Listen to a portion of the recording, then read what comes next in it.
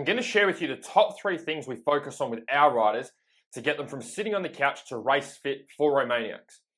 Without training twice per day, without doing 3-day cycle rides, without quitting their jobs and riding hard enduro for 8 hours a day like the pros do, while only training off the bike 3 times per week and still being able to eat the foods that they like and enjoy. So before we get into the main content of the video, I just wanted to show you guys how long Romaniacs riders actually spend out on the bike.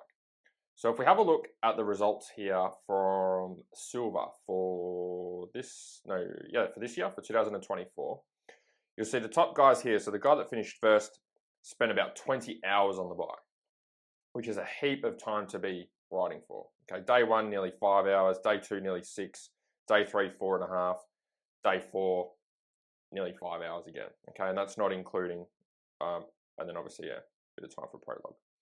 As we go down, okay, generally that's the hard thing with hard enduro is the less skilled you are or the less fitness and strength you have or the both, the harder it is because the longer the time that you're spending actually out on the track. So if we go down here and we have a look at some of these guys, we can see here like 40 hours, right, in comparison to 20 hours. So almost or double the time, okay, and there's a few guys there with a bit more. It's a lot of time to spend on the bike in such a short period of time, over 4 days. So there's 3 things. The first thing that we tackle with our riders is race strength and fitness. Okay, so you might have wondered sometimes, like, why is there some riders that are like very skilled or very talented or have great technique on the bike, but then when it comes to race day, they get average results? And the reason that they get average results on race day when they have the technique and the skill there is because they don't have the strength and fitness behind their skills. And so what happens is at the start of the ride, they start off well. They've got the skills and the ability to maybe be a silver rider or a bronze rider or a gold rider. And what happens is those skills start to deteriorate because fatigue sets in. They don't have the endurance there to be able to maintain those skills.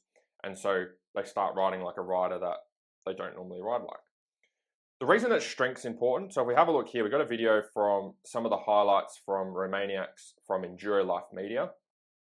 And they got some great footage. So if we have a look here at some of the riders, we've got the bike, the weight of the bike, and we've got the weight of the rider here that we're trying to be able to get up the hill.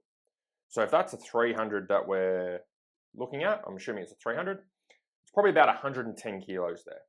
And then you've got the rider on top of that. So let's say he's weighing 80 kilos. What we've got is we've got the 110 kilo bike and the 80 kilo rider. That's a total of 190 kilos that this rider is trying to drag and get up the hill.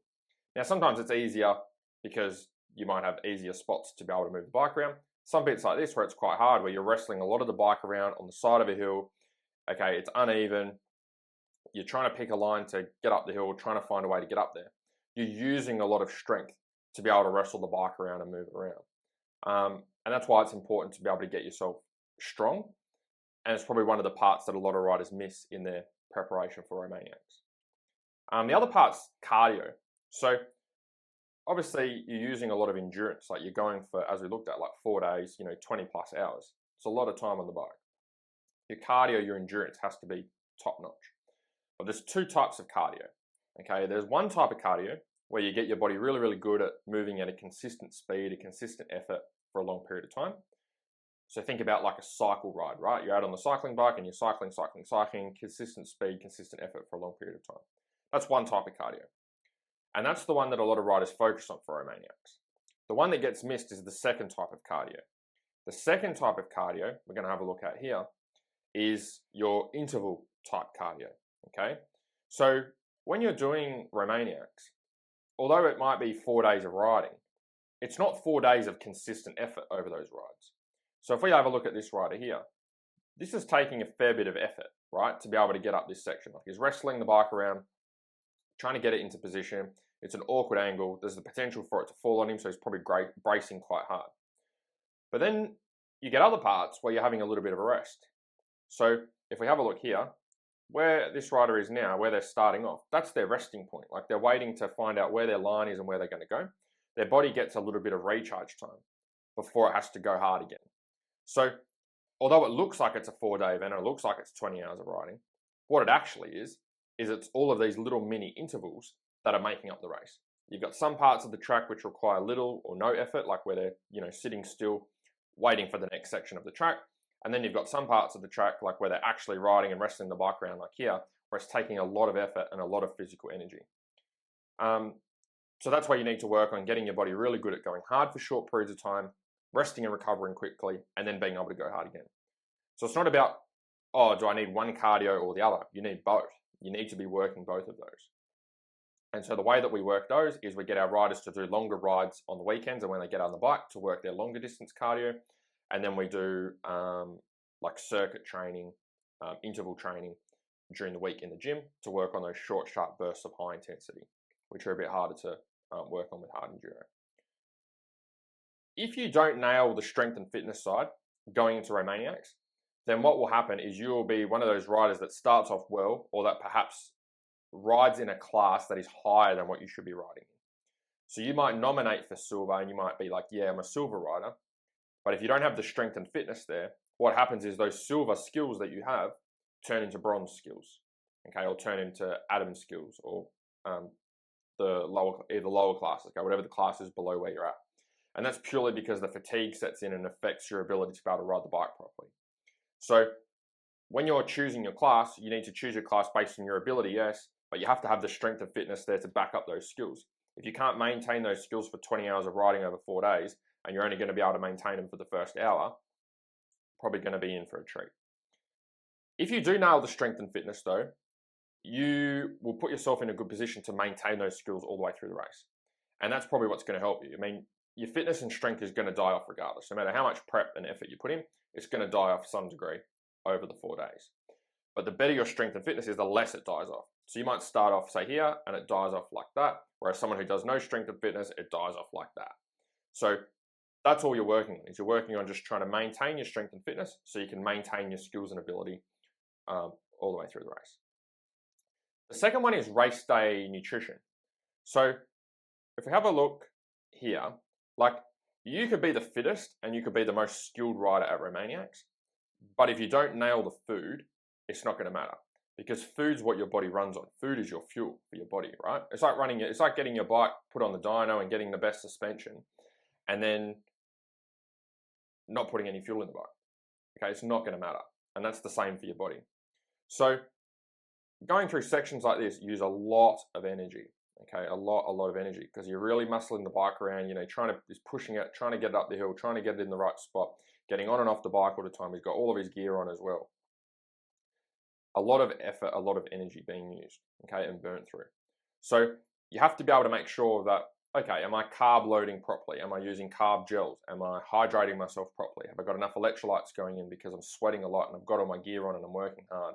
Am I replacing those so that I'm preventing and stopping cramping? Am I doing those things?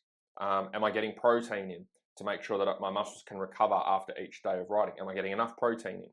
Am I getting enough food and enough calories in each day to make sure that I can recover for day 2, day 3, day 4, rather than just doing what most guys do, which is feeling really good on day 1 and being excited and then going down the shitter for days 2, 3, and 4 because you didn't recover properly. When you can nail the nutrition and get that dialed in, it'll make a world of difference because you'll actually enjoy the ride all the way through. It'll be hard, it'll be challenging, but you'll have the energy there to keep going. If you stuff up the nutrition, okay, when your body is running on empty, you are cooked. You're not going to enjoy it. It's not going to be fun. You're just going to be in full survival mode, just like, oh, get me out of here. I wish this race was ending.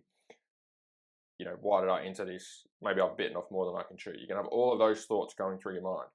And you could have nailed the training and you could have got heaps of bike time. But if your body doesn't have the energy, it doesn't have the fuel or the right type of fuel, it's not going to matter. On that note as well, if you'd like a copy of the Enduro Nutrition Guide we use for our 3-hour Enduros to at least give you a starting point with your race day nutrition, I'll put the link for it in the description if you want to grab a free copy. Number 3 is bike time. So obviously, by looking at what we're doing, we're spending a lot of time on the bike. Okay, you're on the bike for long periods of time. All the fitness and strength work in the world won't help you unless you are getting adequate bike time. Okay, you can't take the next 6 to 9 months off the bike and just do gym training and then go to Romaniacs and expect to perform well. It's a combination of both. You have to be able to have good skills and good quality bike time, and you have to be able to have the strength and fitness there to support those skills, and they work together. I want to share a quick story with you with a rowing marathon I did. It might be a little bit boring, but I just want you to bear with me because I want you to understand the difference between bike time and off the bike training and how they work together. Back in 2000 and I don't know when it was now. Might have been 2019, 2020, maybe just before COVID. Might have been 2019 I did the first one. The gym that I was training at did like a rowing marathon. So on a Concept 2 rowing machine, did a marathon. So 42 kilometers on the rowing machine. And they used to break it up and do it in pairs or as a team. And I thought, oh, I'll give it a crack on my own. So I'd done no rowing training, just done my normal strength and conditioning stuff that I've been doing, that I've always done, and got on the rower. So the first time I did it in 3 hours and 18 minutes. Okay, and it was a long, tough 3 hours and 18 minutes.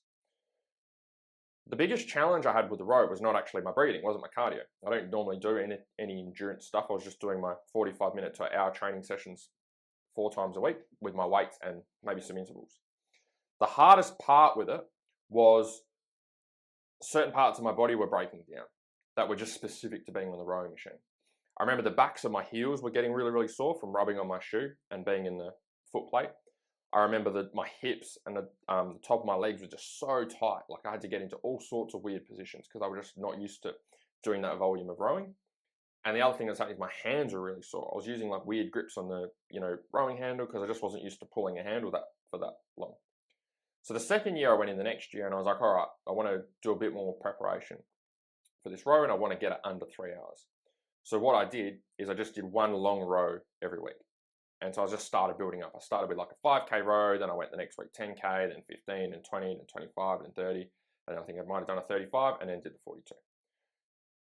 And so what happened that year is I cracked that 3 hour mark. I knocked 20 minutes off my time. I did it in 2 hours and 58 minutes. And the reason that I was able to do it in 2 hours and 58 minutes with only one row a week and just doing my other normal training is because there were certain parts of my body that the only way you can train them for the volume of work that you're doing is by doing that volume of work with that thing that you're doing. So if I was to cycle and do a long cycle every week and then try and get better at rowing, it's not going to work. If I was trying to run every week and do a long run and then get better at rowing, it's not going to work because the strength and fitness got me through, right? The strength and fitness got me through the first time. It allowed me to finish. If I didn't have the strength and fitness, I wouldn't even finish. I would have given up and quit. The strength and fitness got me through. The thing that allowed me to step things up and really dial things in and really give it a good effort and actually enjoy the row a lot more than the first time, whereas the first time I was just in agony, is the time that I spent on the rower each week. And that's the same with enduro. If you want to be able to put in a good effort at Romaniacs, then you need to be putting a good amount of hours on the bike. So even if you're not riding every day like the pros are, if you're getting out every weekend, go and do a big 8-hour ride for a full day.